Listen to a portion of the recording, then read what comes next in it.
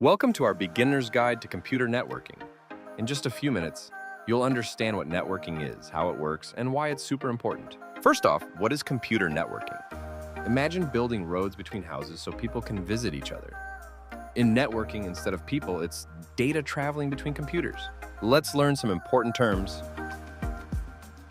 Network, a group of connected computers. Server, a computer that provides information.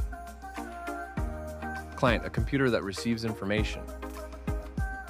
IP address, like a home address, but for computers. Router, the traffic manager, directing data to the right place.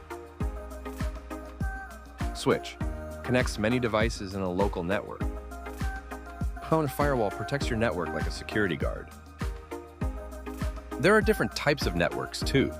LAN, local area network, small, fast, and covers a home or office. WAN, wide area network, large, covering cities or countries. The internet is the biggest WAN. WLAN, wireless local area network, like LAN but wireless. Here's how networking works in simple steps. 1, your device connects using Wi-Fi or cables. 2, it gets an IP address, like a name tag for your device. 3, data is sent and received, asking for websites or videos. 4, the router directs the traffic on making sure everything goes to the right device.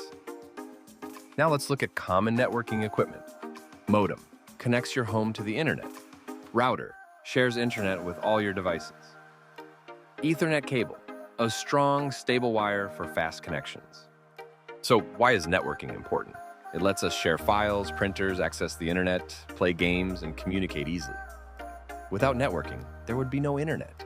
That's it. Now you know the basics of computer networking. If you want a deep dive into Wi-Fi, Ethernet, or how the internet really works, leave a comment and subscribe for more tech made simple.